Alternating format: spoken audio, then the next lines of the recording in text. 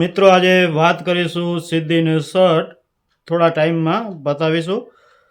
ઠંડી છે એ 20-25 વર્ષનો રેકોર્ડ તોડવાની છે. હવે એવી ઠંડી પડવાની છે કે નહીં તેની પણ વાત કરીશું. સાથે સાથે આપણે પવનની સ્પીડ છે એ કેટલી રહેવાની છે તેની પણ વાત કરીશું. શું આપણા મોટા પાક જે છે એરંડા છે, એક બીટી કપાસ છે કે અન્ય કોઈ જે હાઇટવાળા પાક છે તે શું પડી જાય એટલું પવન ફૂંકાવાનું છે, પાડી પાઈએ તો નુકસાન થાય એટલું પવન ફૂંકાવાનું છે તેની પણ વાત કરવાના છે. પવન અને ઠંડી અને તાપમાન, જો કે તાપમાન તો ખાસ એટલું જોવા મળી રહ્યું નથી, પણ વાત આપણે એ જ કરવાની છે. તો હું છું આપણો મિત્ર બાલુભાઈ જાડેજા અને જમાવટ ટીવીમાં આપ સૌ મિત્રોનું હાર્દિક સ્વાગત છે.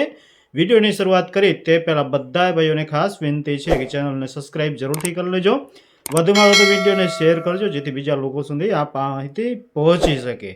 હવે આપણે માવઠાની વિડીયો ઓલરેડી 2 મૂકી ચૂક્યા છીએ કે ભાઈ 18થી 22 તારીખમાં થોડી ઘણી શક્યતાઓ છે. મોડેલોના આધારે આપણું પ્રેડિક્શન છે એ 2-4 દિવસમાં તમને જોવા મળી જશે. એટલે કે માવઠું થાય એવું હશે તો 10 દિવસ પહેલાં તમને એની જાણ થઈ જશે.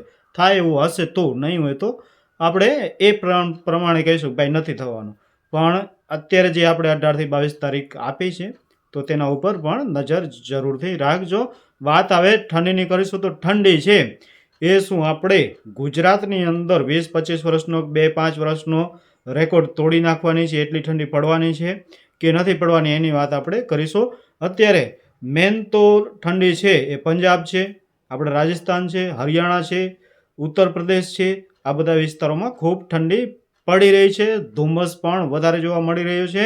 ધુમ્મસ ક્યાં વધારે જોવા મળ્યો છે? જ્યાં દિવસે સૂરજ ઝાંખો દેખાય છે એકદમ, એટલે કે ઠંડી આપણે દિવસ છે એ જાણે કેમ વાદળછાયું વાતાવરણમાં ઘેરાઈ ગયું હોય એવો સાવ એટલે સાવ સૂરજ છે આછું દેખાય છે. એવા વિસ્તારો કયા છે એની વાત કરીએ તો પંજાબ છે, હરિયાણા છે, ઉત્તર પ્રદેશ છે, આપણે બિહાર છે, વચ્ચેના જે વિસ્તારો યુપી, બિહાર, આ બધા વિસ્તારોમાં ધુમ્મસ ખૂબ જોવા મળી રહી છે. એકદમ એટલે એકદમ તાપમાન ત્યાં નીચે આવી ગયું છે. તો એ વિસ્તારોમાં કદાચ આ વર્ષે ઠંડી છે રેકોર્ડ બ્રેક છે અને 5-10 વર્ષનું રેકોર્ડ ત્યાં ઠંડી તોડે તેવી સંભાવનાઓ દેખાઈ રહી છે. ઓલ ઓવર જોઈએ તો રાજસ્થાનના અમુક ભાગો છે, રાજસ્થાનના બધા ભાગ નથી, રાજસ્થાનના અમુક ભાગો છે જે ઉપરના છે, હરિયાણા અને પંજાબ બોર્ડર લાગુ છે તે રાજસ્થાનના વિસ્તારો છે તેમાં ખૂબ ઠંડી પડી રહી છે. શીતલહેર એટલે કે ઠંડા પવનો પણ ખૂબ ફૂંકાઈ રહ્યા છે. અને બાકી જે આપણે ઉત્તર પ્રદેશ હોય કે પછી પંજાબ, હરિયાણા, દિલ્હી છે, દિલ્હીના અમુક વિસ્તારો છે ત્યાં પણ ખૂબ ધુમ્મસ જોવા મળી રહ્યો છે. તો આ બધા વિસ્તારોમાં છે ધુમ્મસ ખૂબ જોવા મળી રહ્યો છે. ગુજરાતની વાત આપણે કરી તો ગુજરાતમાં ઠંડી તો પડવાની છે પણ જે અત્યારે મીડિયમ પડી રહી છે એ જ ઠંડી રહેવાની છે. આનાથી કોઈ મોટી ઠંડી, ભારે કે અતિ ભારે ઠંડી અથવા તો 10-20 વર્ષનો રેકોર્ડ તૂટી જાય એવી બિલકુલ ઠંડી પડવાની નથી. જે ઠંડી રેગ્યુલર હાલ ચાલી રહી છે એમાં થોડું ઘણું 1-2 ડિગ્રી વધઘટ જોવા મળશે. જેના કારણે ઠંડી છે એ રાત્રે, સવારના વહેલા અને સાંજે થોડો ઘણો અહેસાસ જોવા મળશે. બાકી દિવસ છે એ આપણે જેમ રેગ્યુલર મીડિયમ રહે છે તાપમાન છે એ મીડિયમ તાપમાન રહેવાનું છે.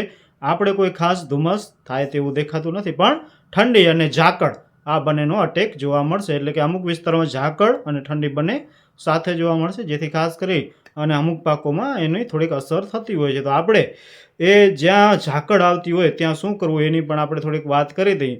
તો ઝાકળ આવતી હોય ત્યાં મેન્કોજેબ, ખાસ કરીને શાકજીરું હોય અથવા ચણામાં પણ તમે છાંટી શકો છો.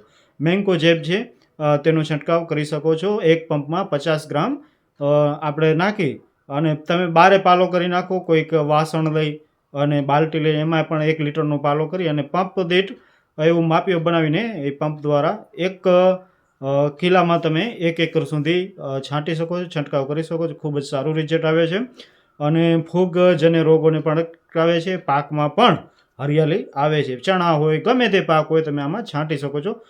ઘઉંમાં પણ હું તો કહું છું છાંટી શકો છો. ઘઉંમાં પણ આનો ફાયદો તમને જોવા મળશે, હરિયાળી જોવા મળશે. એમ કોઈ થોડા ઘણા પીરા થતા હોય કે આવું કાંઈ થતું હોય તો જોવા મળશે. સાથે સાથે સલ્ફર પણ થોડી ઘણી નાખો એટલે કે આપણે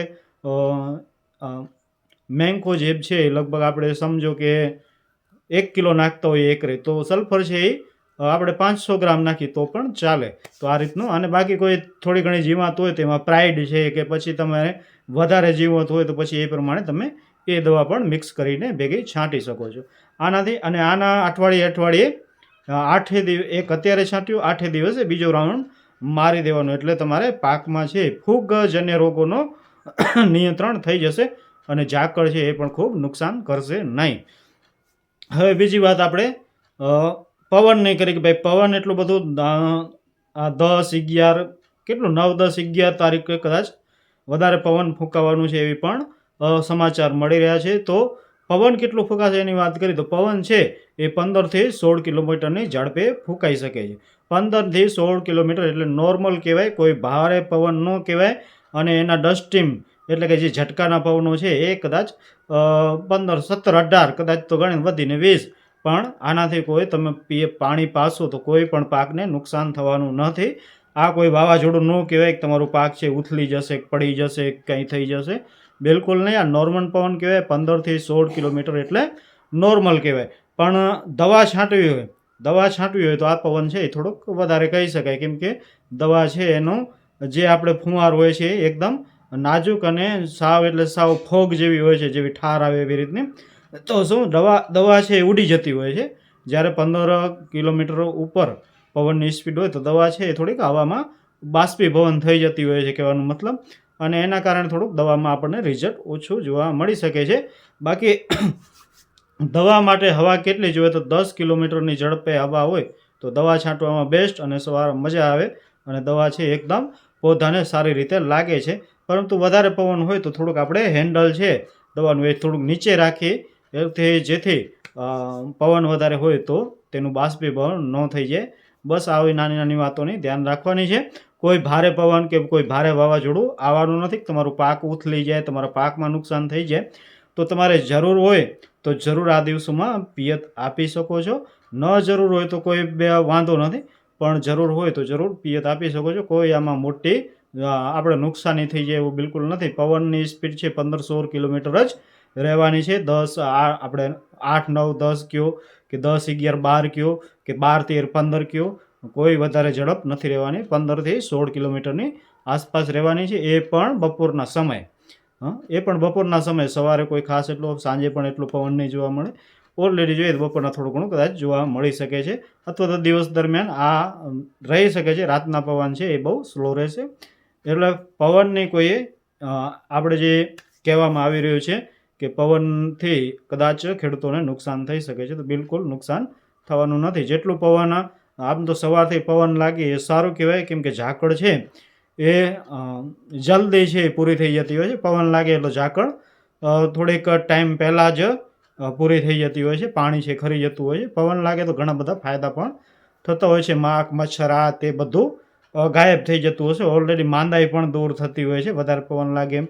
થોડું ઘણું વધારે પવન લાગે તો આપણે જે પ્રદૂષણ છે એ પણ હટી જતું હોય છે, ધુમ્મસ છે એ પણ હટી જતી હોય છે. પણ પવન લાગી રહ્યું નથી એટલે કોઈ ભારે પવન ફૂંકાવાનો બિલકુલ નથી, કોઈ ટેન્શન લેવાની જરૂર નથી.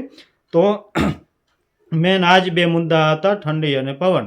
બાકી કોઈ ખાસ આજના વિડીયોમાં કાંઈ હતું નહીં. 2 દિવસ પછી આપણે જે માવઠાની 22 આપણે 18થી 22 તારીખનું જે માવઠું છે તેના વિશે સચોટ અને સારી મારું અનુમાન જરૂરથી કહીશું. બાકી મોડેલોનું અનુમાન જે છે એ વિડીયો તમે જરૂરથી જોઈ લેજો. મોડેલો શું બતાવી રહ્યા છે 18થી 22, અને એ પણ અલગ અલગ મોડેલો બતાવી રહ્યા છે. કોઈ એક સરખા બધા નથી બતાવી રહ્યા, કોઈ ઘાટું, કોઈ આછું, કોઈ વાદળ એવી રીતનું જોવા મળી રહ્યું છે.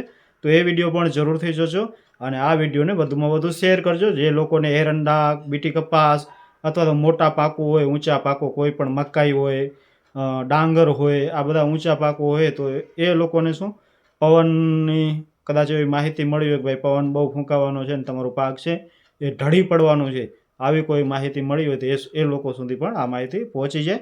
એટલે વિડીયોને વધુમાં વધુ શેર કરજો ખેડૂત મિત્રો સુધી.